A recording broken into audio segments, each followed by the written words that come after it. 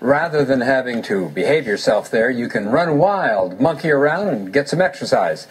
Well, there are several places in Chicago where you can do just that, surrounded by murals, mosaics, and sculptures.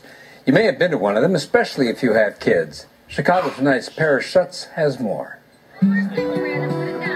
It's an idyllic fall afternoon at the playground.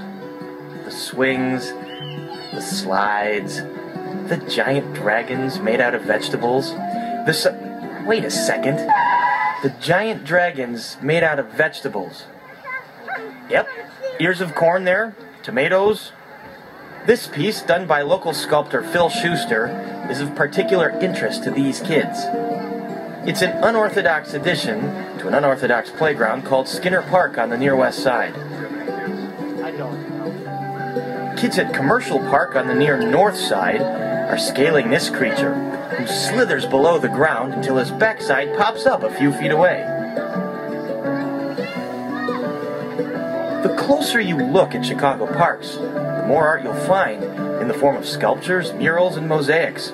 A nonprofit called the Chicago Public Art Group is responsible for placing unique works of art in public places. Historically, parks carried bronze statues of men on horseback. We now produce pieces that people like because it has a relationship to their own life. John Pound says that parks have become places for kids to encounter things they otherwise might not in their daily lives. Have you ever seen this at a playground? The park in the far south side neighborhood of Mount Greenwood has a distinct musical theme.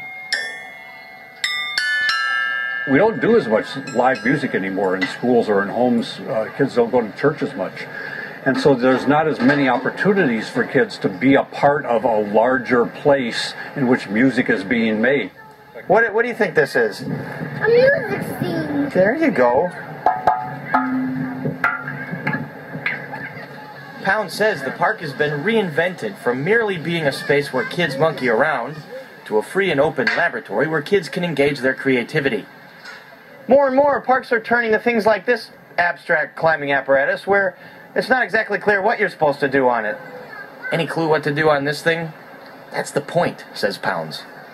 It's to open up creativity in all of us. A little one, 2, 3, 4 years old, has a different imagination than someone 6 or 8, 10 or 12. And so as they encounter the park, the same park, at different ages, they are able to use it in different ways.